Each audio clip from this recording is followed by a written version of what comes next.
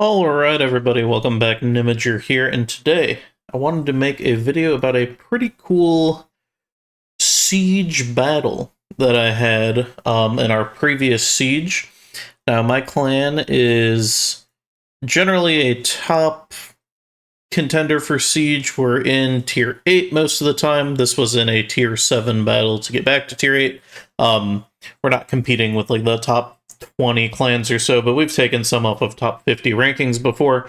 And so we faced a clan that had a pretty decent siege setup for their ranking, and in their post 16, they had a pretty cool rare only post.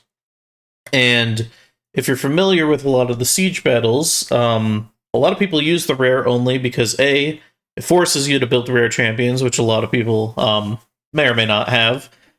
Forces you to have their souls, which a lot of people throw away, and then it also kind of locks the condition to a very few amount of good champions. So you can hone the team pretty well. You can test the defenses against others and make some pretty good and pretty interesting rare only teams.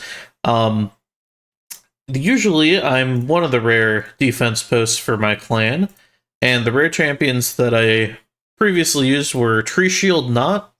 I would run 2 of those in a big bolster set with some okay resistance.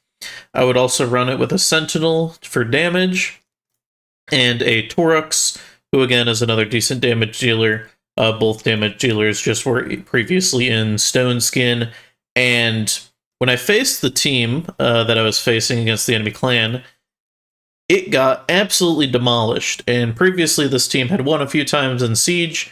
It was one of the rare teams that we generally used a decent amount of the time, and it found a little bit of success. But we found a pretty interesting team, and I do apologize, I recorded it on my phone, so I will be playing a video of what actually happened. But the team that we faced was Harrier, along with a Reliquary Tender, a Glade Wolf, and a Hospitaller. And the carry of the team, obviously, was the Harrier. This guy, I was completely phased by the damage. I faced a 6-star Harrier, and you'll see in the battle, this guy, I went in with my original team, which again was the Double Knot, Sentinel, and Torux. The Harrier was in 2-turn Stone Skin. He took a single A1. It one-shot my DPS for 300,000 damage. He took another A1. It one-shot my Tree Shield Knot tank for another 250,000 damage. And then he just took 2 more A1s and completely destroyed my team. Which was very unexpected. I had no idea what to do. So if you're not sure about the Harrier A1, it attacks one enemy, 15% chance for the extra hit.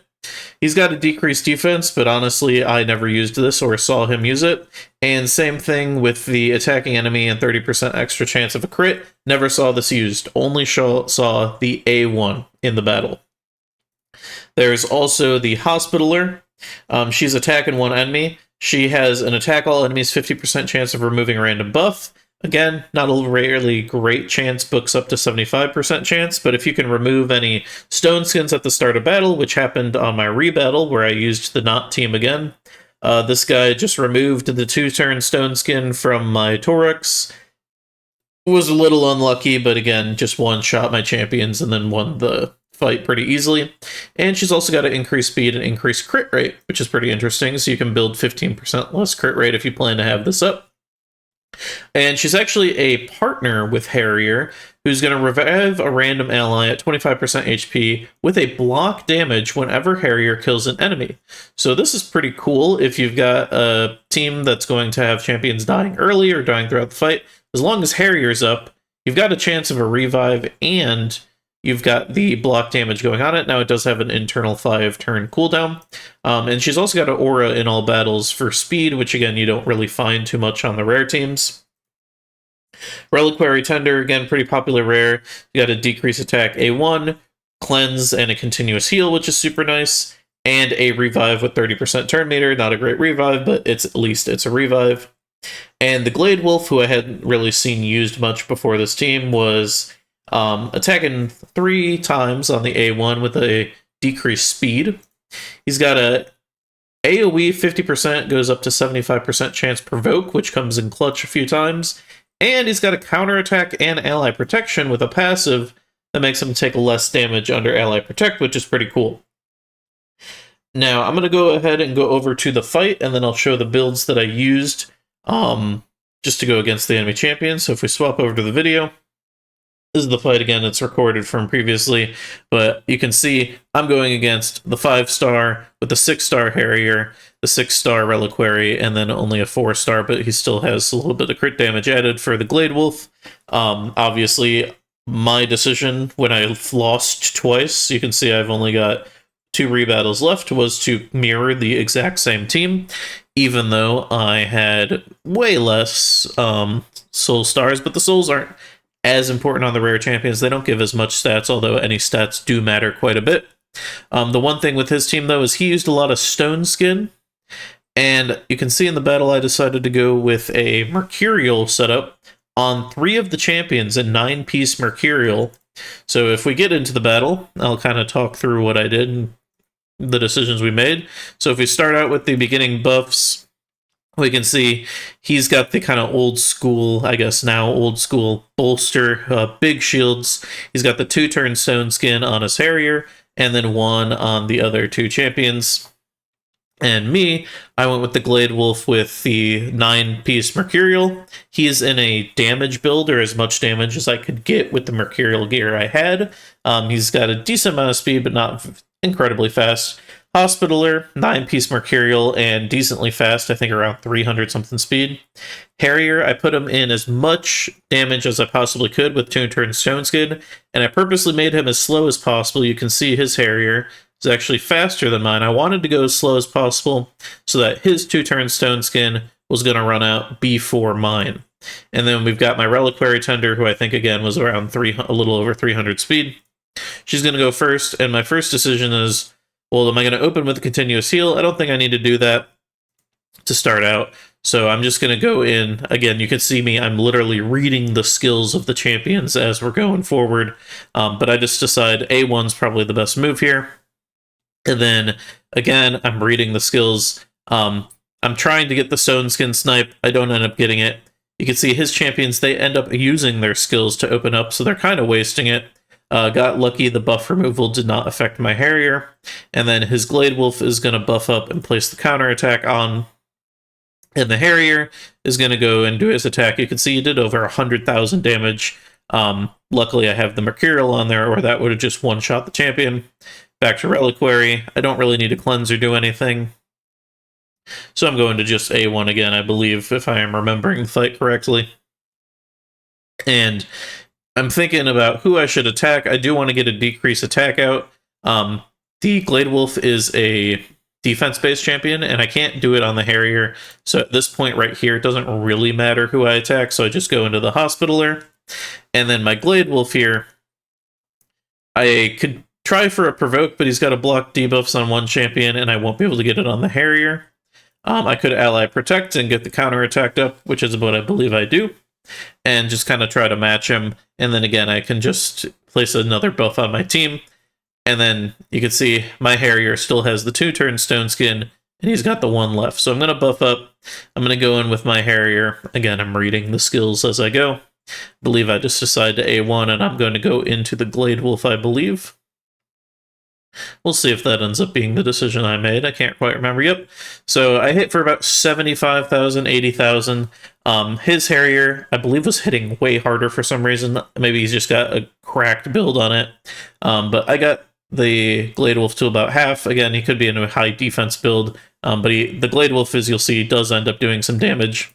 So as we go further into the fight, again, I don't really need to heal or cleanse. So I believe I just go for another A1 out the bat.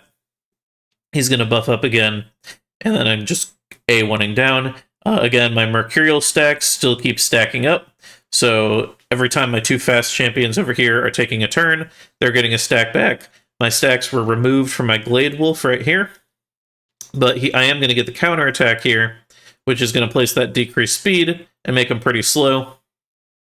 And you'll see that I believe he had a stack of Mercurial before there, so I'm not actually taking a provoke. Now the Harrier does hit me. he ends up dealing a decent amount of damage, and he's going to take out my champion. So here I'm deciding, well, should I revive the Glade Wolf? And I go with a yes. And Hospitaller again. I'm just kind of A1ing the enemy Hospitaller. I'm hoping I can get a turn with my Glade Wolf so that I can get a Mercurial stack back on my Glade Wolf, but right now I'm actually not feeling super confident in this fight. I think my Harrier is going to end up A1ing this Glade Wolf and trying to kill it, but if any of the champions go before me, they're going to do some damage. However, my Glade Wolf being a little bit faster will gain the Mercurial stack, and he might be able to survive it. So again, here, I think I'm going to go with the A1 into the Glade Wolf. And I do get the kill again. You see he's doing a lot of damage for a 2-turn Stone Skin build. I do have a Cruel set on there, you'll see later, so I'm ignoring some defense there. And I will say I have Cat's Gaze on both of these Nuker champions. I needed to swap them over to just get as much damage as I possibly could. But I'm going to go for a buff removal. He's got some increased speeds on there. I believe I do. We'll see. Yep, go for the buff removal. I get the increased speeds off there. Not sure if that ends up being a good thing on the Harrier, because he is pretty slow. And I do want him to take some turns to run out that bolster, but again, I'm going to continuous heal Glade Wolf. He gets a stack, that's huge, and I'm going to end up getting a Provoke off on one of the champions. If I had gotten the Provoke off on the Harrier, I think I pretty much would have won. And you'll see right here, his counterattack, he had the double auto, I believe, if we go back far enough to actually see. You see when I do the Provoke attack, he's going to get the counterattack. He triggers the Stacker Mercurial, and then he gets the extra attack. That ends up reviving the Glade Wolf with the ink block damage, and I'm feeling like I probably lost this fight. So I need to buff up again. He's buffing up again. He's got the exact same champions. Pretty lucky with the counterattack, but again, it's not a one-shot. So I don't have any cooldowns on either of my champions. The best thing for me is my stacks of Mercurial, and I get Harrier up again, and luckily I can one-shot his Harrier. You can see when I one-shot his Harrier, because of the passive, I revived my Glade Wolf. So now we're in a pretty decent spot. However, he's going to get the counterattack off with his Glade Wolf, which kills my Harrier. And when my Harrier is dead, I'm not feeling very great, because he's got some cooldowns that I do not have. So again, the only thing I can do is heal up. Hospitaller, just A1 into anybody at this point. Not going to be too impactful here. And he revives his Harrier, and at this point, I think the battle's pretty much lost, which sucks because I'm 3 minutes into the battle. He removes some buffs, and I believe he right there get the remove block damage, which I didn't even notice when I did this fight. Again, the Mercurial stacks are proving to be extremely valuable, and I noticed when I'm damaging the Harrier, he's taking a decent bit of damage. So my plan is, I'm hoping I can just kind of A1 him down and get the kill. Maybe my Glade Wolf can go before the Harrier does, and I remove the buffs. I don't get the kill, but luckily his Glade Wolf decides to buff there.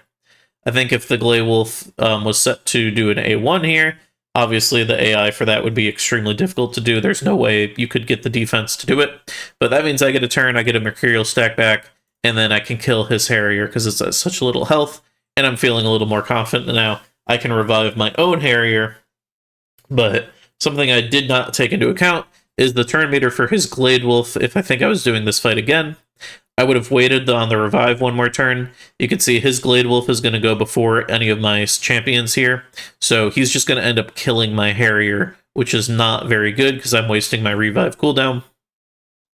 And again, I'm feeling a little nervous again for the fight. He's going to have cooldowns back, and his Glade Wolf build does actually do more damage than mine, because mine is in the Mercurial build.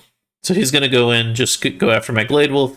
I get a nice heal, and then again, the Mercurial stack coming up is huge. That's going to block some damage.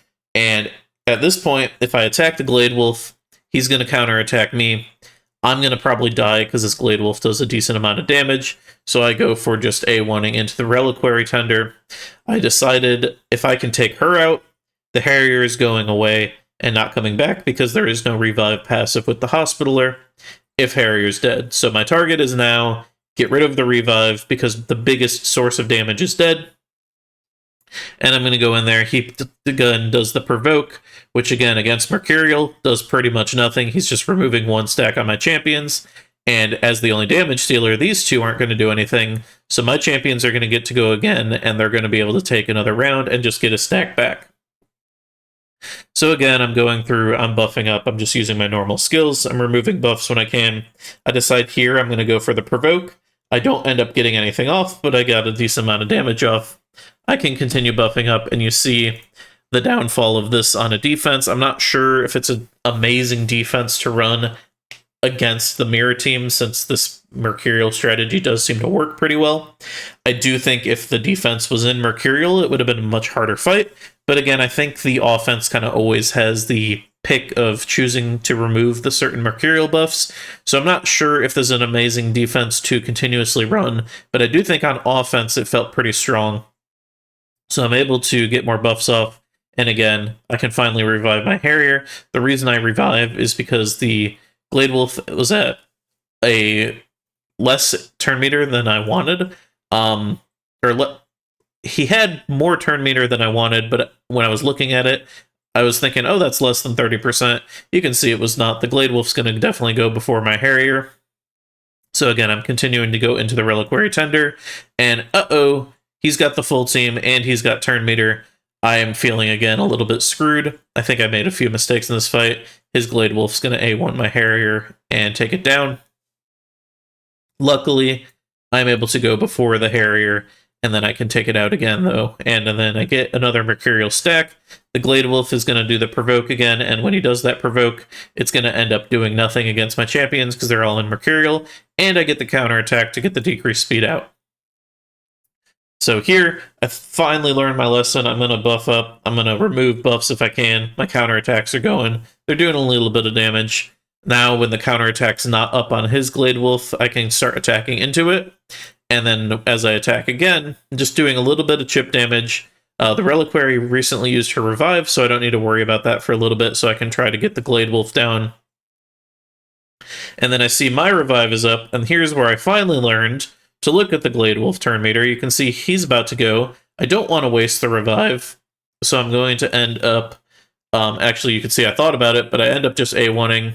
He places the counterattack, so it's possible I could have revived the Harrier and then been okay to that, but I decided to hold off, get the increased speed up, and then you can see, since my champions are so much faster, and a lot of the rare teams you see, they run it pretty slow because of that Stone Skin bolster start.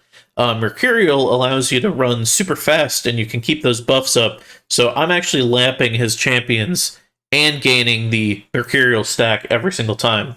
So now I can revive, I can go in, I'm going to get the damage off on the A2, and it actually looks like it's going to kill the Glade Wolf. Yep.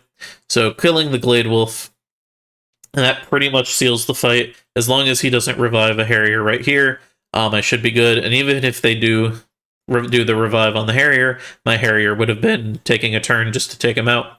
So I'm going to A1 Reliquary Tender. You can see, again, mine's not in an amazing build. I didn't use the optimizer for this. I was quickly trying to just put damage gear with 2 turns of Stone Skin, and 150k just one-shots him. In an actual optimized build, it would be doing significantly more. Reminder, though, there is a Cat's Gaze, and once the Reliquary Tender is down, the fight is easy. I can just put it on auto. But you can see this was 6 minutes of going through. I think there was a big build difference. Obviously, he had higher stats in terms of damage and in terms of souls. But I think the Mercurial build made the team pretty strong. So we'll finish up this fight. You can see there's no threat left, doing 100,000 with the A1, and it's an easy win after that. End up seeing Glade Wolf doing about 300,000, and his Harrier doing about 200. Mine, similar damage numbers, but more on my Harrier, because again, my Glade Wolf didn't have as much damage. So I think it's a pretty cool offense team. I think the defense was pretty strong, so unless somebody's able to exactly copy the offense, I think it would be a pretty decent team to run on offense, and maybe a decent team to run on defense. I'd have to test it out a little bit more, though, with the AI. Going back to show over the builds, the Glade Wolf, again, he had a Cat's Gaze on. The total stats, 160 speed, so not incredibly fast, but some of the rare nukers run at like 110 or less. You could see I didn't even get full crit damage because I didn't use the crit rate because I didn't use the optimizer, and I don't even have great crit damage. My only goal was get Mercurial on this champion. Hospitaller, Reliquary Tender, 320 speed, nothing else, no other stats, just as much health as I could get with those pieces. Running with the Mercurial. Hospitaller, again, going in here, Mercurial set, 296 speed. Again, no other stats that I really cared about. I didn't even focus on the accuracy for the buff removal. I just went straight for, could I get 9-piece Mercurial on? Funny fact about this fight is I didn't have any of these champs built, so I had to build them all, pay for all their masteries with gems to be able to get it off. It was not a very fun day. But it won the fight, so counts for the clan. And the final build was my Harrier. Again, I got him in Stone Skin, and I got him in the Cruel. I'm not sure if another set like a Zeal would be better, but he ends up having about 7.7k attack, only 120 speed because he's in that 2-turn Stone Skin, 306 crit damage, again, not optimized, could be probably significantly more. He had the Cat's Gaze on and then a Phantom Touch Blessing, but again, thought that team was pretty cool. Thought that fight was pretty cool. A lot of intricacy and kind of decisions you can make with the rare-only teams. So even though they are a little bit infuriating to face with the win, it's pretty fun to be able to kind of go through the decisions and see and try to optimize our own rare-only teams that we can run in Siege, and maybe you'll get some ideas to run from there. But appreciate you staying until the end of the video. Hope you enjoyed. If you did, leave a like, maybe subscribe. Let me know what other rare-only teams you guys are seeing in Siege, which ones have found success, and maybe we'll try them out in the future. Thank you for watching.